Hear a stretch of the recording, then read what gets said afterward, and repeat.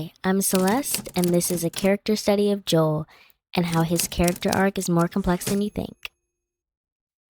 When we first meet Joel, he seems like a pretty nice, normal guy. He goes to work, takes care of his annoying but lovable brother, likes to watch old action movies, and ultimately seems like a great dad to his daughter Sarah. So how does he go from this to a person capable of this? Well, there's a lot that goes into Joel's transformation, so let's talk about it. The Last of Us is set in a post-apocalyptic world that's still reeling from Outbreak Day. 20 years ago, a devastating fungus spread all across the world, turning millions into infected.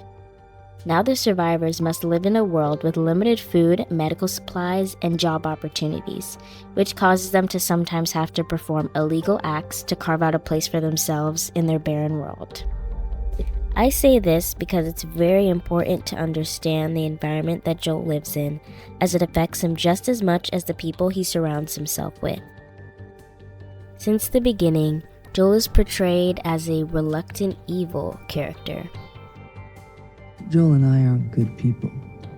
And I know what you're both capable of, for better or worse. He isn't entirely good, and other characters corroborate this idea, but he also isn't a monster who does things for power or greed. It doesn't seem like he actively seeks to harm others, but he is still capable of killing when push comes to shove. There are many ups and downs in Joel's journey of morality, and he does improve himself multiple times throughout the show. But while that's generally true, we do get to see moments where Joel becomes violent, and through these moments, we get glimpses and hints of the person that he ends up becoming by the end of this season. So let's go through these little hints in the scenes and see just how complex Joel's character arc really is. Scene 1. Ellie and Joel's first meeting. Marlene tells us that she knows what Joel is capable of, establishing Joel as a person who will do whatever it takes to survive. Joel and Tess only agree to bring Ellie to the other Fireflies because Marlene promises to give them a truck and whatever else they need if they get her there safely. Their intentions seem noble as they want to use the supplies to find Joel's brother Tommy, but they immediately threaten to kill Ellie if the Fireflies don't give them everything they want when they reach the base. This is inherently cruel, as there is no reason for them to kill Ellie other than out of anger for not getting what they want.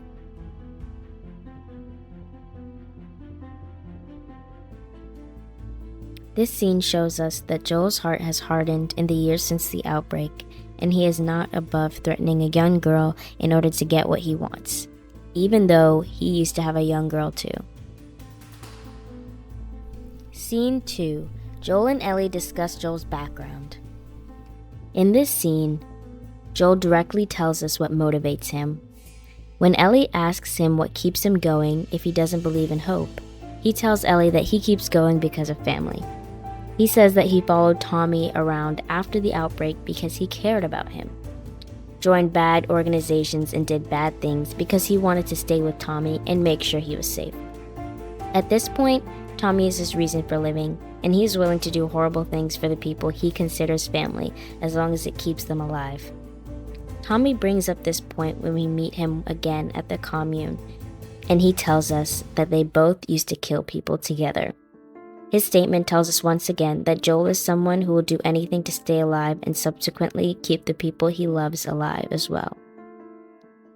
It also tells us why the hospital scene happened in the first place and confirms that he thought of Ellie as family. In that moment, he's willing to do whatever it takes to save her, even if the object of his love, Ellie, might not have wanted him to. Scene 3. Ellie is forced to shoot a man, and their discussion of it afterwards.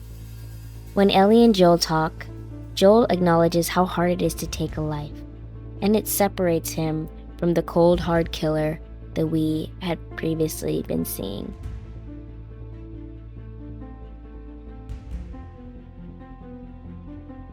You're just a kid.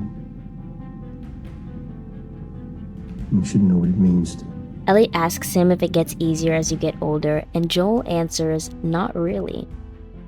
He later expresses to Henry that it isn't fair for kids to be put in these types of situations, showing that he takes value in the innocence of a child and wishes that they didn't have to be exposed to the violence that he's been exposed to ever since Outbreak Day. His words to Ellie seem to tell us that every past kill he's had to make still weighs on Joel, and that although he's been killing for a long time, it's still hard for him to do. Scene 4. Kathleen and Henry, and how their motivations mirror Joel's. Now, this isn't so much as talking about one scene as it is an analysis of the characters within a setting. When Joel and Ellie get stuck in Kansas City, they meet two people who do horrible things for the people they love, Kathleen and Henry. Kathleen is a woman who seeks justice for her brother after he was murdered by Fedra due to information that Henry sold them. She's willing to kill everyone associated with Henry in order to finally get to the man who gave her brother up. She starts to adopt tactics of the very same Fedra that her rebellion just eradicated, willing to torture and kill people to get what she wants. She's blind to the own harm that she's doing to her own community as she doggedly pursues Henry. When she finally catches up to Henry, she asks him, "Do you think the whole world revolves around Sam?" She can't even see that she's doing the same thing, willing to destroy everything she's built in the pursuit of one man. She refuses to let go of her revenge, and it eventually leads to her demise. Blinded by vengeance, she dies still trying to kill Henry instead of running from the swarm of infected as she should have. Henry is another character who is willing to hurt others for the benefit of those he loves. His cause was noble, but does the end justify the means? Even Henry believes himself to be the bad guy, although Joel seems willing to understand and even forgive him for his evil deed, showing us once again that to Joel, as long as it's for family, doing an evil act is justified. Just like Henry and just like Kathleen, Joel ends up doing something unspeakable in the name of the one he loves, Ellie. These two characters serve as a warning to the audience as well as to Joel, telling us what happens when you disregard others in the name of family.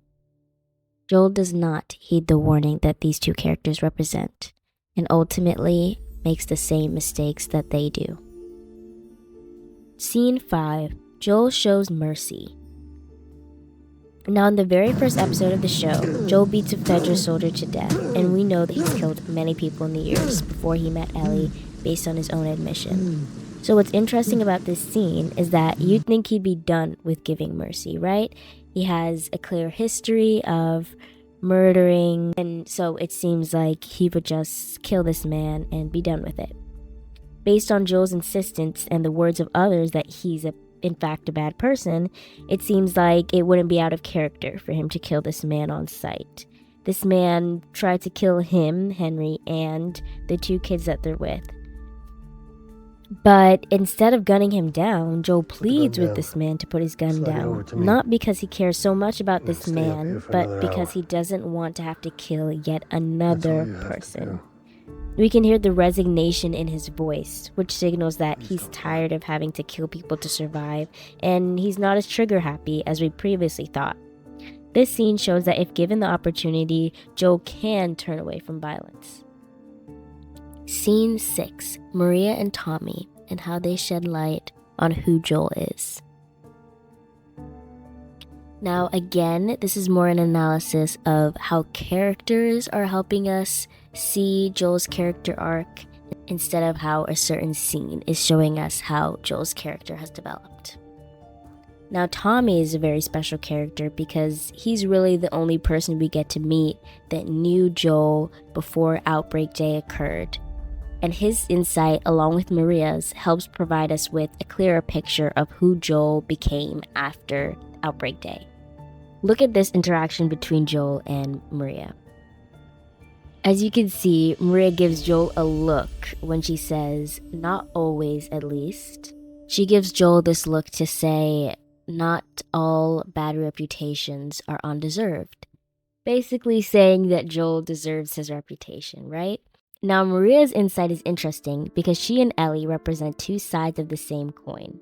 They're both people that met Joel and Tommy after they stopped murdering people to survive, so they both have a biased view of who they are as people.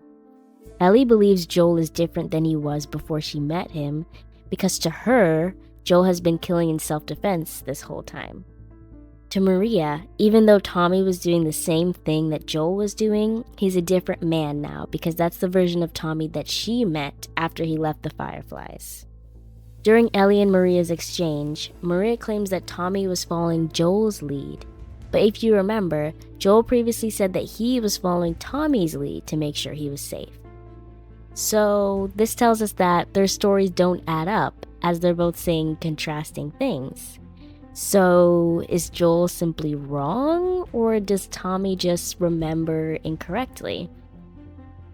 Now, in the first episode, Tommy needed Joel to bail him out of jail due to violent behavior. So we were inclined to believe Joel before this scene occurred. We didn't think anything differently. Why would he lie or say something that's incorrect, right? But now that we spent more time with Joel, can we really be sure that Joel wasn't the one who was leading them to do horrible things? Now, Joel's earlier statement that Marlene was the cause of Joel and Tommy's split is called into question as well. It seems like Joel's intention was to shift the blame onto others for his actions, and it may have been his own brutality that pushed Tommy away, instead of it being Marlene's fault, as he claims. Scene 7. Joel admits he's afraid. Now, this scene is pretty important in the grand scheme of understanding Joel's character. We really don't get to hear him talk about his feelings, as he's a pretty stoic character, pretty silent. So this scene is really important for us to, learn about his motivations and ultimately his fears, right? Which is a big part of what makes Joel Joel. During this scene, we get to see that ever since Sarah's death, Joel has been riddled with guilt. It's why he kills the federal officer. We'd like to believe it was because if he hadn't, then him and Tess and Ellie would have been caught, but in reality, he does it because he compares the federal soldier to the soldier that shot Sarah. And in that moment, he believes he can get some kind of justice, and really, he's just angry. He continues this theme of sadness at failing to protect the one he loves when he tells Tommy that he failed Ellie when Ellie was forced to shoot someone to save him. He also feels guilty that he couldn't help Ellie when Sam became infected and attacked her. He feels guilty again when he freezes when the dog checks if Ellie's infected and they both think that the dog is going to kill her. All of this guilt stems from the fact that Joel feels that he is Ellie's protector. We see throughout the show him trying to protect her both physically and mentally as they travel across the US. Even when he saw her as just a job to complete, he still tried to protect her innocence by not letting her have a gun. He knew that if she did have a gun, it would more than likely lead to her using it to kill someone. He steers her away from the Fedra massacre because he doesn't want her to have to see the bodies on the ground and have to contend with the fact that humans are usually even worse than infected. He fails in both these goals, as Ellie does eventually have to shoot someone, and she sees the horrors of humanity. As the show continues, we see Joel become so ruled by fear and anger that he eventually commits his own massacre in order to never have to fail Ellie ever again. Scene 8. Joel tortures. Now, in this next scene I'm going to discuss, we get to see a huge hint of the type of person that Joel becomes by the end of the season. His morals point to just how far he's willing to go for Ellie. Now, this is a question that has been asked multiple times throughout the show, and the answer as well has been evolving as their relationship has been developing.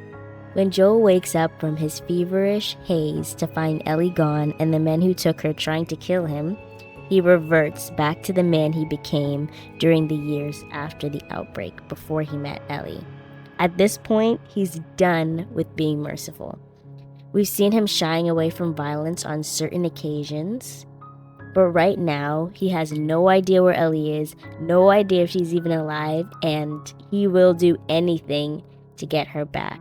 And I stress that anything. After interrogating the men who are part of the group that took her and getting the information he wants, he still kills them. This is extremely important because there was really no reason for him to kill those men at that point. They gave him the location of the preacher that took Ellie, and he could have just broken their legs to make sure they didn't follow him and left to go get Ellie, but he doesn't. His decision says something about him that makes that final hospital scene shocking, but also not shocking in the way that it revealed something about Joel that's been hinted at this entire time. Scene 9. Joel rescues Ellie. Yes, that scene, the hospital scene. I am going to blur most of these scenes just because I don't want to get in trouble with YouTube's guidelines or anything like that. So that's why some of it's going to be blurred. But let's talk about a few things first and why this is the straw that broke the camel's back. This is the second time that we are seeing Joel like this.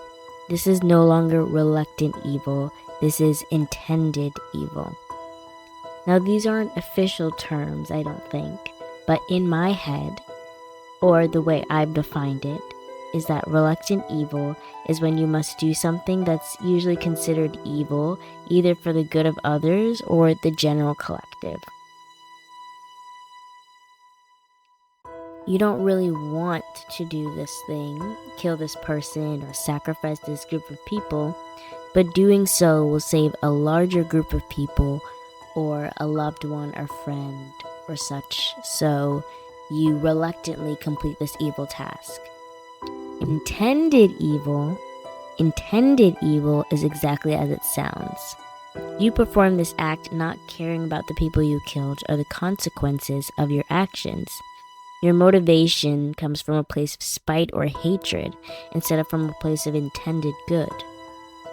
In this scene, Joel mows down an entire hospital of people simply because he can, because this was their punishment for keeping him away from Ellie.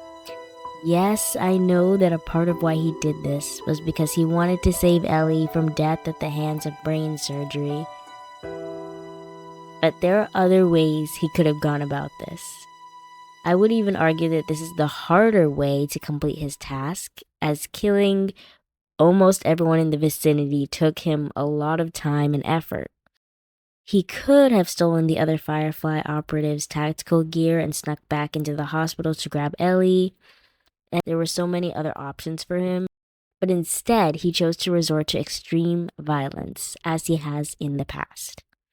The other methods that he could have used to save Ellie is a whole other conversation, but the main point is that he did not see these people in the hospital as humans. He saw them as obstacles in his goal. He didn't have to kill the doctor who objected. He was an unarmed man who likely would have folded at one punch. He didn't have to kill Marlene, who was the one who trusted Joel to take care of Ellie in the first place. Instead of letting her go, he even goes back after shooting Marlene the first time and finishes the job after she begs him to let her live.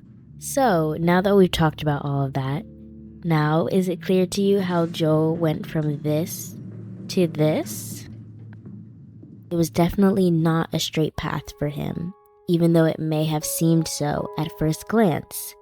He's an interestingly complex character, and I had a lot of fun delving into what makes up Joel as a person, as well as the people that were influences on his life. Thank you so much for watching this video, and make sure to tune to my next one. Thank you so much. Bye bye.